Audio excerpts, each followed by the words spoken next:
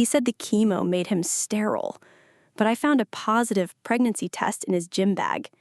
It rolled out when I yanked the zipper looking for his missing AirPods. A pink stick, tucked between a folded towel and his protein bar, still blinking, like the universe was mocking me. I froze. It wasn't mine. We'd stopped trying for kids after his diagnosis, after he told me he couldn't. I stared at that damn plastic stick like it was cursed. Maybe it was.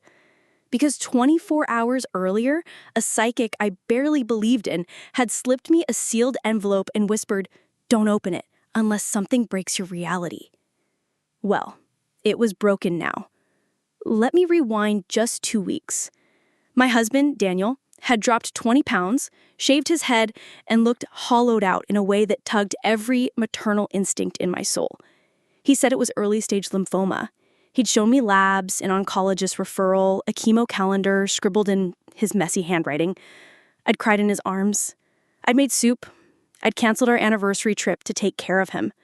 The last thing on my radar was a pregnancy test, much less someone else's. But maybe I should have seen it coming. There were cracks, thin hairline fractures I'd explained away, like the time he skipped a chemo infusion because he felt too tired. Or when I caught him sneaking wine, then gaslit myself into believing maybe his doctor had cleared one glass. Or the way he still went to the gym. Who does deadlifts mid-chemo? I opened the envelope. There were only 4 words inside, in loopy, feminine handwriting. Not his, not yours. That was it. No name, no explanation, just that. And suddenly, it felt like the walls of our life were paper thin. Daniel was due back in an hour. I sat there, on the bed, pregnancy test in one hand, psychic's note in the other, brain reeling. My best friend Kara would have told me to confront him. Instead, I called her and said, "I think Daniel's faking cancer." She didn't gasp. She just said, "Finally." Finally. Wait, what do you mean, finally? Kara sighed. I wasn't going to say anything, but last week when I saw him downtown, he looked fine, Ray. Like, energetic. No hat, laughing, with someone. Someone? Blonde. Tall. Way too flirty. Not his doctor, I promise you that. And then I remembered something even worse. Daniel's chemo center had no record of his appointments. I found that out accidentally last month when I dropped off a lunch for him at the wrong building. The nurse looked at me blankly and said, "There is no patient here by that name." He said it was a scheduling mix-up. I believed him. Now I was standing in front of the mirror, clutching a pregnancy test that screamed otherwise, about to lose my mind. When he came home that night, I pretended nothing was wrong. I made lasagna. I rubbed his shoulders. I even asked how he felt post-infusion. He said, tired, closed his eyes, leaned into me. Liar. But I needed proof, real proof, so I did what any wife with a death wish does. I went through his phone while he slept. Password? Our wedding date. How poetic. First, the texts. Nothing obvious, but then I opened notes. A list. Monday, Emily, 2 p.m. after yoga. Chemo alibi, tell Ray, day 5, fatigue. Plan C, pharmacy fake bag. Trash test at gym to remove. Trash test. Gym bag. My blood turned to ice. I scrolled further, and then I found the folder, hidden in Files, Utilities, Receipts 2022. Inside, screenshots. Dozens. Selfies with her, half-naked mirror pics in hotel rooms, booking confirmations. There was even one of her holding a sonogram. Her name was Emily. My name was nowhere. But the kicker, the part that made my stomach flip, was one video labeled "Confession if caught." I tapped it. Daniel stared into the camera, rubbing his temples. "If you're watching this, Ray, it means you found out. And I'm sorry, I really am, but you were too fragile to lose me. I needed to create a buffer. A slow exit. A buffer." I slammed the phone face down. The psychic had known it. Not his, not yours, not my baby, Not my life, not my husband. The next morning, I didn't say a word. I dressed. I smiled. I handed him a protein shake. And I slipped the pregnancy test in his gym bag, right next to the protein bar. Let him find that surprise. He didn't react at first. Didn't say a thing. But that night, I caught him texting someone in the garage. When I crept around the car and peeked through the windshield, I saw the name at the top of the screen. Emily, home birth updates.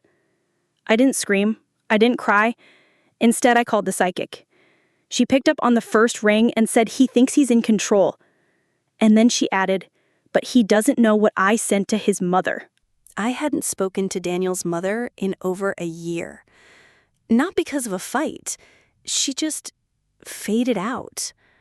After his diagnosis, she'd started avoiding me. I thought maybe it was grief or fear, or that she was trying to give us space. But when the psychic said she'd sent something to her, the silence felt suddenly tactical. I called her. She answered on the second ring, like she'd been waiting. "Ray?" Her voice cracked. "Is it true?" "I don't know what you were told, but if it has to do with Daniel's cancer..." She cut me off. "He never had cancer." That's when the ground fully gave out. "What?" She asked for copies of his pathology report months ago. He made excuses, said HIPAA wouldn't let him share them. So I called my friend from the hospital. Her voice dropped to a whisper. There was no diagnosis. Nothing. Not even an appointment. I sat down hard on the edge of the tub. She kept talking. And then that envelope came. No return address, just my name. Inside was a photo of Daniel and a pregnant woman. Blonde? I choked.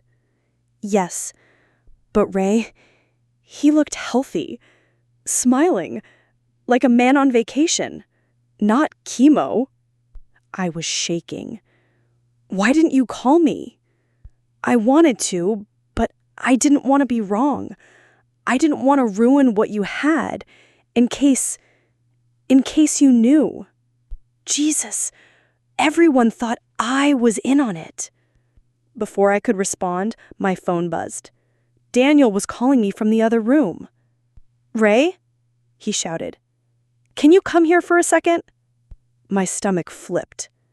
I told his mom, stay near your phone, and hung up. When I walked into the living room, he was holding the pregnancy test in one hand, the psychic's envelope in the other. He didn't look angry. He looked amused. Cute, he said. Real cute. What? You going through my shit like a Lifetime movie? Did Kara help you come up with this? My jaw clenched. Help me? That test came from your gym bag. He tossed the envelope onto the coffee table. And this? Seriously? You believe in psychics now? She said things no one else could have known. Daniel snorted. Maybe because she stalks my Instagram like the rest of your little coven. No, Daniel, she knew about the baby. He froze. And that was the first time I saw it. Real fear. Not the fake sick kind. The, oh shit, I'm caught kind. I pounced. What's her name? Whose? He blanked. I screamed, the one pregnant. He didn't answer, just turned and walked toward the kitchen. I followed. Is it Emily? He stopped at the fridge, opened it like this was normal. You want water? You lied about having cancer. He shrugged. I needed time, Ray, space. You wouldn't have given it to me otherwise. To do what? Start a second family? He sipped the water and finally looked at me. She's due in 3 months. That broke me. 3 months. That means he was cheating on me before the fake diagnosis. He set the glass down. Look, I never meant for you to find out this way. I was gonna transition things, slowly. Transition? Like a fucking job change? I thought I could do this clean, quiet. I couldn't breathe. You were just gonna ghost me? Daniel walked toward me, reached out like he could still control the scene. I wanted to protect you, Ray. You're sensitive. I knew this would destroy you. No, Daniel. You destroyed me. He stared at me for a long beat. I'm staying at a hotel tonight. He packed a bag, calmly, as if this was just some routine trip. I watched him walk out the front door, then locked it behind me with shaking hands. The next morning, my front doorbell rang. I opened it expecting Kara, or maybe even Daniel. Instead, there stood a woman I didn't recognize, blonde, tall, and visibly pregnant. She looked like she hadn't slept in days. I'm Emily, she said. My mouth dried. She didn't wait for an invite, just walked inside and dropped her purse on the couch like she lived here. I think we need to compare stories. I stood frozen. Why? Why now? She pulled out her phone. Because I just found this in his car. She showed me a picture. It was a second sonogram. This one had a date. February 14th, Valentine's Day. The same day Daniel told me he'd thrown up blood after chemo. Emily took a deep breath. He told me you were the ex, that you didn't take the breakup well, that you might show up or message me. He told me you were obsessed. I laughed bitterly.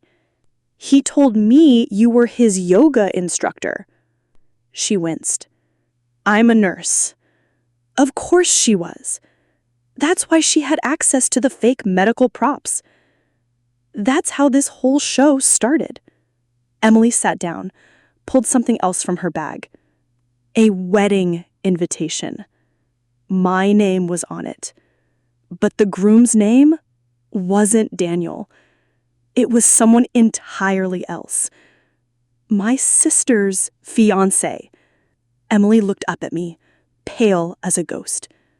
Did you know he RSVP'd as +1 as Daniel Matthews? I blinked. Daniel was planning to show up at my sister's wedding with her? Why would he go? Emily's voice shook. Because he told me he used to date your sister. He what? I said, my voice slicing through the silence like broken glass. Emily didn't flinch. She just nodded slowly, like she was watching me piece together a puzzle I didn't even know I was solving. He told me he was engaged to your sister once, that you came between them. That's why your family hates him. I couldn't even speak. Daniel had never dated my sister. Ever. They'd barely spoken. The only connection between them was a single Thanksgiving dinner 6 years ago. And even then, she left early, claiming a migraine. But that was the thing with Daniel. He didn't lie like an amateur. He didn't make wild, unbelievable claims. He curated alternate realities, ones that made just enough sense to survive first contact. Emily handed me the wedding invite. It was real. My sister's name was in embossed gold, and sure enough, on the RSVP line was a photo of the online form he'd submitted, Daniel Matthews +1. The timestamp? A week ago. I shook my head. This doesn't make sense. Why would he bring you to my sister's wedding and pretend you were his fiancé? Emily swallowed hard. Because I am his fiancé. Or I was. My head snapped up. You proposed to her? She nodded and pulled out a small velvet box. Inside was a diamond ring. Not huge, but tasteful and unmistakably real. Last month, she said, right before he told me he had to handle some unfinished business with an ex who wouldn't let go. I laughed, sharp, humorless. Let me guess, that ex was me? Emily stared at me. I didn't come here to fight. I came because last night, he didn't come home. My pulse quickened. What do you mean? He texted me around midnight, just said, "Don't trust Ray, she's sick, she'll say anything to ruin us," and then he disappeared. I blinked. He told me I'm sick? Emily nodded. I'm a nurse, Ray. I know unstable when I see it. But you're not unstable.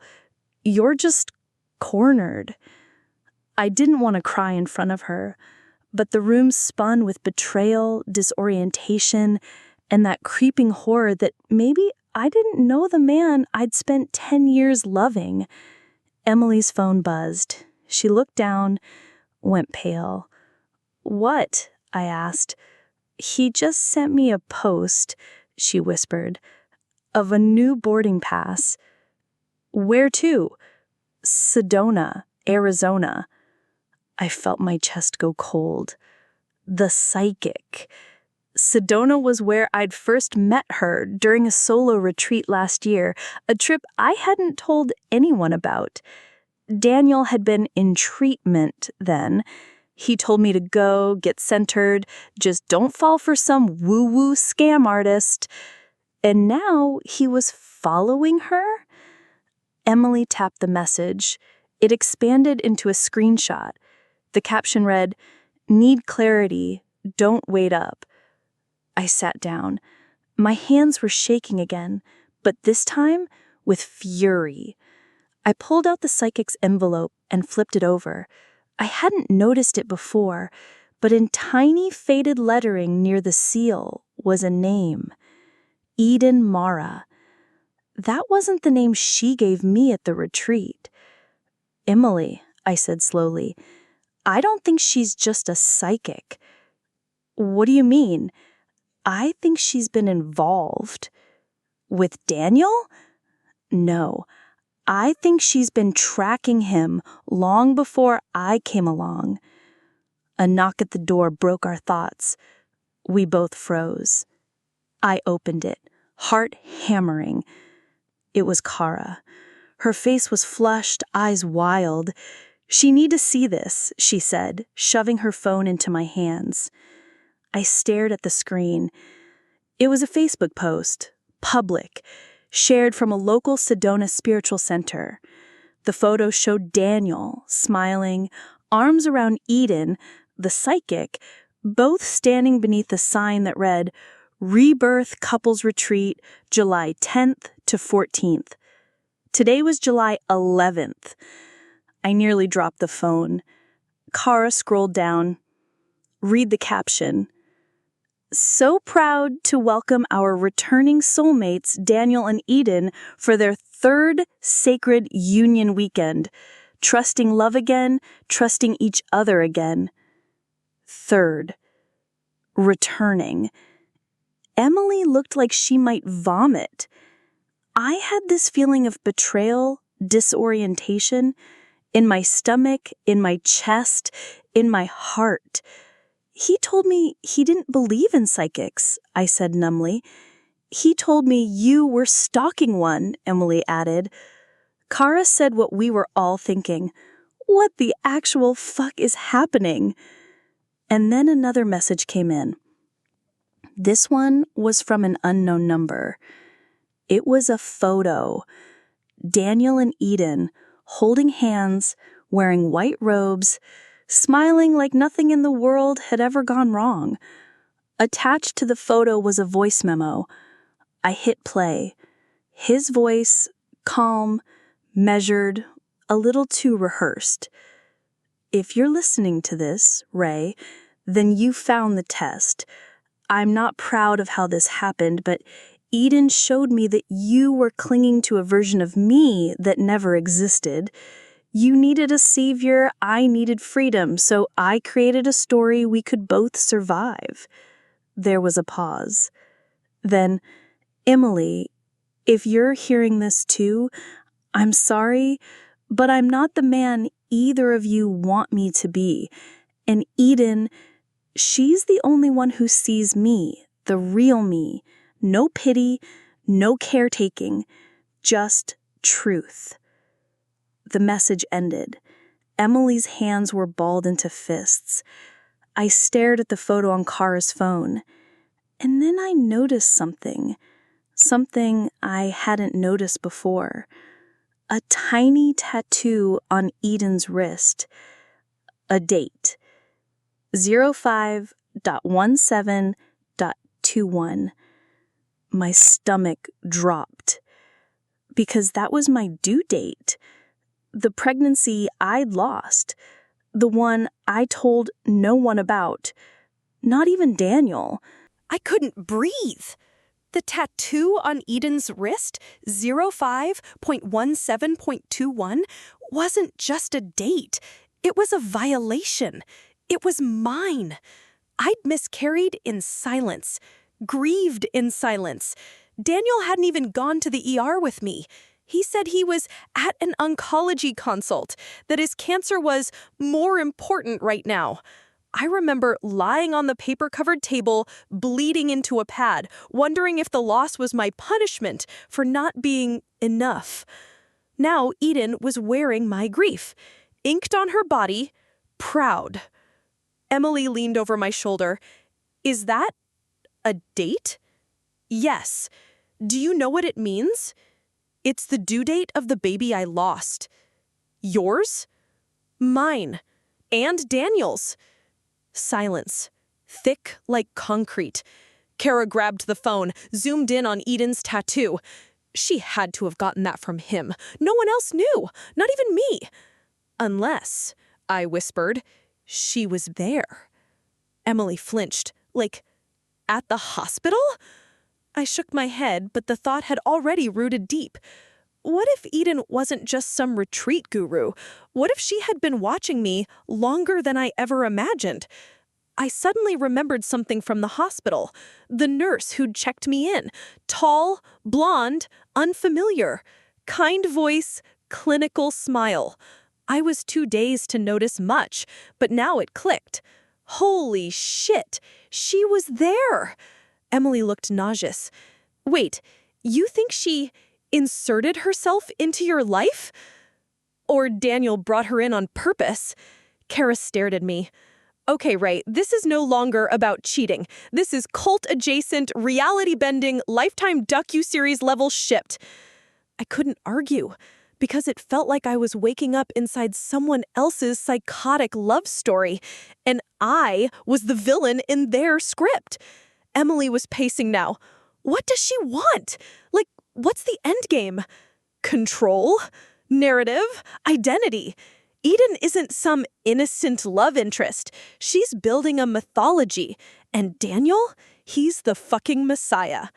I pulled out the original psychic envelope again, the one Eden gave me. I hadn't noticed it before. Just below the not his, not yours message was a tiny imprint, like it had been embossed into the paper.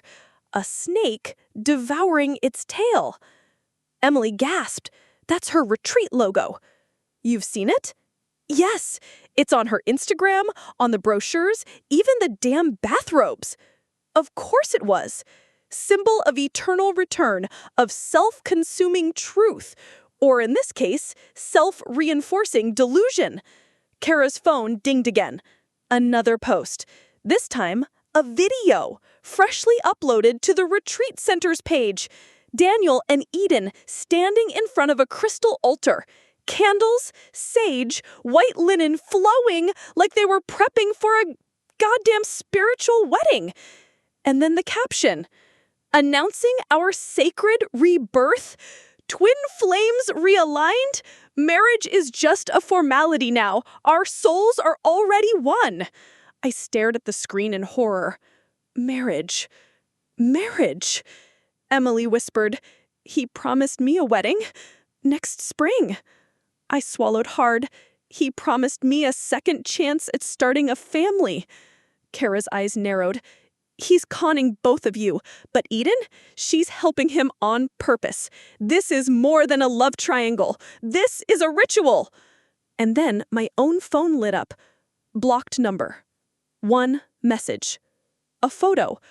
Daniel again. This time holding a burning piece of paper. A close-up showed what was written on it. It was the original pregnancy test I found in his gym bag. He'd burned it. And below that, fire purifies the lie. We only keep what's sacred. I read it 3 times before I let the scream out. Emily backed away. This is next level. I spun around. We have to go to Sedona. Kara blinked. What? I'm serious. We confront them. In person. No more texts. No more lies. I want to look him in the eyes and tell him the ending he doesn't get to write. Emily looked panicked. He won't let you near her. Or him. They're insulated now. I don't care. We go public. We go viral. Kara's eyes lit up. You mean like post everything? All of it. The screenshots, the fake chemo notes, the RSVP to my sister's wedding, the psychic's letter, the tattoo, the voice memo. We dumped it all into a Google Drive folder. Kara drafted the post. My husband faked cancer to juggle 2 fiancées and a psychic guru who tattooed my miscarriage date on her wrist. We added screenshots, videos, context. Emily hit post. Within an hour, it had 30,000 shares. By midnight, BuzzFeed, TMZ, and Reddit had picked it up. The hashtag #ChemoLiar was trending. And then someone sent us a link. A clip uploaded anonymously titled Real Footage Psychic Freakout After Scandal Breaks. We hit play. The video opened on Eden, screaming, smashing candles inside the retreat lodge.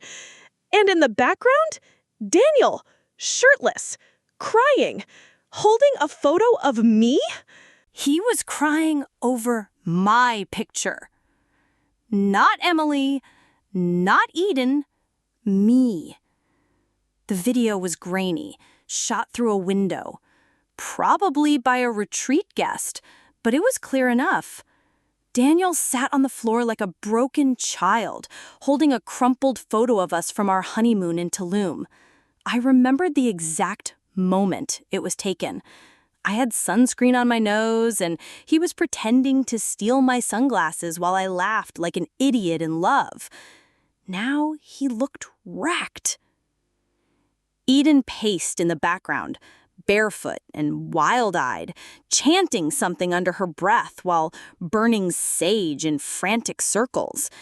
At one point, she hurled a crystal at the wall. The camera shook as guests started whispering. She told us she saw this coming, but not like this. Emily sat frozen on the couch beside me. "He misses you?" she asked, voice flat. I shook my head. "He misses control." Kara chimed in. "Exactly! His image shattered, his mythology, his precious twin flame fantasy. Exposed." And then the most surreal moment of the video hit us. Eden stopped pacing, walked to Daniel, and slapped the photo from his hands. She yelled something we couldn't make out, but her tone was unmistakable. Rage. She pointed toward the door, screamed again, and Daniel scrambled to his feet like a dog that knew it had bitten the wrong hand. And then came the real bombshell. Eden turned to the room, face wet, mascara smeared, and shouted, "He stole from me." We froze the video. Kara whispered, "Stole what?" We didn't wait for an answer. Emily reached out to a woman she knew, a nurse who used to work at the Sedona retreat before Eden bought it out. She messaged back fast. Apparently, Eden had funded most of the center with inheritance money. But for the last 6 months, Daniel had access to her accounts for convenience. $47,000 gone. disappeared. When she confronted him about it, Daniel claimed he channeled it into karma and that the money was never meant to stay earthbound. A direct quote. He was gaslighting Eden now. The irony was cosmic. Emily clutched her phone. So, what do we do? Let them implode? I said nothing. Because a new idea had lodged in my mind. Terrible, brilliant, and poisonous. I wanted to see him. Not just virtually. Not as a crying man in a video. I wanted to face him one last time. Not to forgive, not to scream, but to deliver something he couldn't delete, twist, or justify. I opened my phone and texted the number he used last. Me. You said Eden sees the real you. I think you're wrong. Meet me. One time, no drama. He responded within seconds. Daniel. Where? Me. At the Spiral. Tomorrow. Noon. The Spiral was a rock formation in Sedona, carved into a canyon where Eden took us during the retreat. She said it was where timelines collapse and truth rises. Daniel scoffed, but I'd seen something shift in him when we stood there, barefoot, sun on our faces. I was counting on that. Emily and Kara were against it, obviously. You're walking into a trap, Emily said. I'm walking into closure, I corrected. And I'm not going alone. They agreed to come. Emily with a GoPro under her hoodie, Kara with her phone in record mode. We were wired and ready. The next day, we drove out early. The desert heat shimmered, unforgiving, and cinematic. When we reached the Spiral, Daniel was already there. He wore all white, like he was still trying to cosplay as some spiritual martyr. His beard had grown out. He looked thin, haunted, but his eyes, still searching for angles, still rehearsing whatever story he thought would redeem him. I stepped forward. He smiled, soft and pained. You look good, Ray. Don't. He tilted his head. You asked me here. Yeah. To tell you that you didn't break me. He looked amused. I didn't try to. Stop it. Just stop. You lied about cancer, you manipulated Emily, you stole from Eden, and you tattooed my miscarriage day onto her wrist. He winced. She did that on her own. But you gave her the date. Why? He hesitated. Then softly, because you never talked about it. I thought if someone else carried it for you, maybe it wouldn't haunt you. That wasn't your choice. No, he admitted.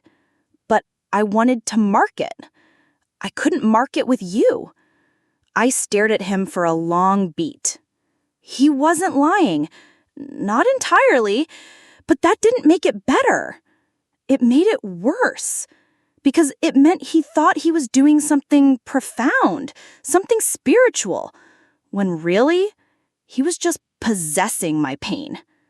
He stepped closer. I miss you. I didn't flinch. You miss being worshipped.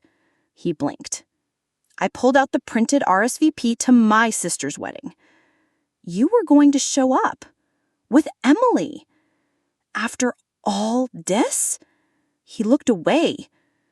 Was it to destroy me? Or were you just going to pretend you were the victim there too? I don't know. I just can't stop spinning. I nodded. Good, I said. And then I reached into my bag and pulled out the sonogram. Not Emily's, not Eden's. Mine. the one I kept hidden in my drawer for years. I held it up between us, my voice shaking. This was the only real thing you ever gave me. He stared at it, his hand shook, and then I tore it in half, let the pieces fall to the red earth. He gasped, reached down to grab them, and that's when Kara stepped forward, camera still rolling. You're going viral again. Smile for your karma. Daniel looked up, red-faced, breathing hard, and then, behind us, another voice. I told you he would return to the spiral, Eden said, stepping into view. But she wasn't alone. She was holding a baby. The baby couldn't have been more than a few weeks old. Tiny, red-cheeked, bundled in gauze and tucked against Eden's chest like a relic. But what struck me most wasn't the child. It was the look on her face. Not rage, not sadness. Something colder. Eden stood in the swirling dust of the canyon, the baby held out like a question neither of us wanted to answer. I didn't tell him, she said. Her voice was calm. He doesn't know. Not really. Daniel stumbled backward like the ground had betrayed him. What are you talking about? Whose baby is that? Eden looked at him for a long, unbroken beat. Not yours, she said. Silence cracked like thunder. What? Daniel blinked. We used to talk about kids. You told me. I told you what you needed to hear. She adjusted the blanket on the baby's shoulder. You made a religion out of half-truths, Daniel, but you were never meant to be the god. I couldn't breathe. Emily was filming everything. Her hands shook, but she kept the lens steady. Daniel looked around, eyes darting. This is bullshit! You're just trying to hurt me! Eden tilted her head. Funny. You said the same thing the day you wired my inheritance into your crypto wallet. His jaw locked. Don't worry, she added. I got most of it back. Let's just say the universe rewards a woman with receipts. Daniel tried to move forward, but Kara stepped between them, holding her phone like a weapon. It's live streaming, she said flatly. The whole thing. Daniel froze. The canyon wind picked up, swirling dust through our legs, the spiral beneath our feet, the one Eden claimed aligned with ancient ley lines, felt suddenly like a courtroom. You faked cancer, Emily said, voice shaking but clear. You lied to all of us, and now you want what? A redemption arc? Daniel looked to me. Ray, please, I know I broke you. I cut him off. You didn't break me, Daniel. You broke yourself. And then I said the one thing I knew would destroy him. I forgave you. Weeks ago. His face collapsed. Because forgiveness doesn't mean reconciliation. It means I stop bleeding for your sins. Eden let out a small, satisfied exhale, and then she stepped forward, pulled something from her pocket, a tiny notebook, the same one she used in our Sedona retreat when she asked me to write my shadow truths. She handed it to me. Page 13, she said. I opened it. The handwriting wasn't mine. It was Daniel's. A confession scrawled in ink that bled through the pages. I think I created the illness, so Ray would need me. So I could be the one who survived even if I was dying. I blinked. He hadn't just faked cancer. He had fantasized it into being, for attention, for martyrdom, for control. You used my empathy like currency, I whispered. Daniel dropped to his knees. His voice cracked. I didn't know how to stop.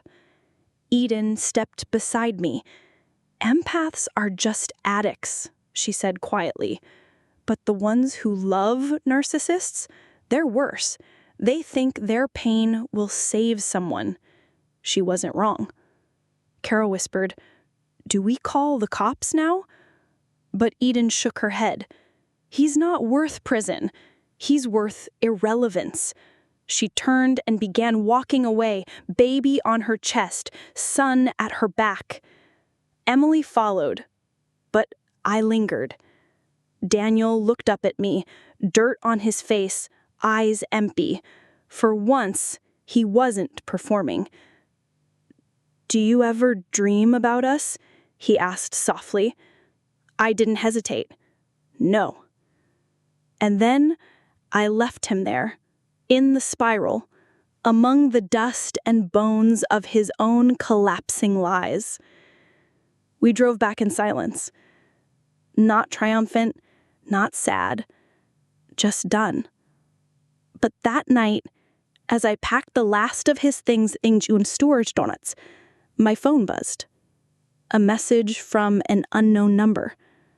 No text, just a photo. The baby, wrapped in the same gauze, but this time, cradled in Daniel's arms. And across the bottom, handwritten in black marker, not his, not mine, hers. I stared at the photo so long the screen dimmed. Daniel, holding the baby like a man reborn, smiling, not like the broken ghost I'd left in the spiral, but like someone who'd found purpose, like someone who believed in his own story again. And then the message burned deeper. Not his, not mine, hers. My breath caught. Whose? I sat on the edge of my bed, heart slamming against my ribs. There was something unfinished in those words, a circle that hadn't closed. I texted Eden. "Me, did you send this?" A moment later, she replied, "No, but I saw it coming." Of course she did. She always seemed to. But that didn't answer the real question. I zoomed in on the photo. It wasn't taken in the canyon. It was a room. Soft white light, macrame on the wall, a Himalayan salt lamp in the corner. Not Eden's retreat, not my house, not Emily's. I flipped to the metadata. No GPS location, just a timestamp, 2:17 a.m. today. I called Emily. She answered groggy, voice cracking. "What is it?" I sent her the photo, heard her sharp intake of breath. "That's not from me," she said. "I know. Then whose baby is it?" We sat in silence, and then Kara texted, completely out of the blue, "Kara, check the wedding guest list." My stomach dropped. I opened the file my sister had sent me weeks ago, the wedding spreadsheet I'd ignored because of all the chaos. Scrolled to the bottom, and there it was. Guest 112, Eden Mara, +1, infant. What the fuck? I called my sister. She answered with a wine-sleepy laugh. "Ray, it's like 3 a.m. Everything okay?" "Why is Eden on your guest list?" She paused. You didn't know?" "Knew what?" "She's officiating the wedding." My blood turned to ice. She said she used to know Daniel, that she specializes in transmuting family wounds into sacred vows. I thought it was woo-woo nonsense, but her portfolio's insane. Celebrity clients, viral weddings. I could barely process. "She's flying in tomorrow," she added. "Why?" "I'll explain in the morning." I hung up. Eden was inserting herself again, not just into Daniel's life, into mine, into my family. She had already taken over the retreat, the narrative, my grief. Now she was turning my sister's wedding into the final act. The baby, the wedding, the signature on the RSVP. I suddenly remembered something Daniel once told me in passing, years ago. You know what makes a good lie? A half-truth wrapped in a ritual. I opened the photo again. The baby wasn't the point. The caption was. Not his, not mine, hers. Possession, power, legacy. This wasn't a man mourning what he lost. It was a man surrendering to what he thought he deserved. Emily called back. I think I understand. What? She cleared her throat. That tattoo on Eden's wrist, 05-17-21? It's not your due date. What are you talking about? It's hers. Silence, like glass shattering inside my ribs. She was pregnant before all of us, before the cult shit, before Daniel. You're sure? She did some digging. She lost a baby 2 years ago. There's an old GoFundMe, medical bills, photos, and Daniel. He donated anonymously, 10 grand, just after your miscarriage. Oh my God. Oh my God. They bonded through grief, Ray, but it was always about her story, her pain. Yours just mirrored it. She wasn't stealing my trauma. She was folding me into hers, recasting the players, shaping the myth. I thought I was the first wife, the original heartbreak, but I was just the echo. Daniel didn't find his twin flame in Eden. He found his mirror. 2 storytellers obsessed with becoming legends. And the baby? Maybe it was hers. Maybe not. It didn't matter. Because now it was a prop in a story I never agreed to. The next morning, I packed a single bag and drove 3 hours to the wedding venue. I didn't call ahead. I walked into the rehearsal dinner like a ghost. My sister screamed and hugged me. Kara raised an eyebrow. Emily had followed me. We were both dressed in black. And then I saw her, Eden, standing beneath a wisteria arch, baby strapped to her chest, directing the flower girls like a spiritual general. She looked up, saw me, smiled. Not a smirk, not malice, not fear. Peace. Like this ending was hers to write. I walked straight towards her. Guests paused, turned, whispers catching like wildfire. Ray, she said softly, you came. I nodding, and then without breaking eye contact, I reached out and handed her my own wedding ring, the one Daniel never returned. I said, you left this out of your story. She blinked, took it, turned it over in her palm like a relic, and then I whispered, you can keep the myth, but you'll never own the ending. Then I walked away, out of her ceremony, out of their ritual, out of their spiral, into my own damn life.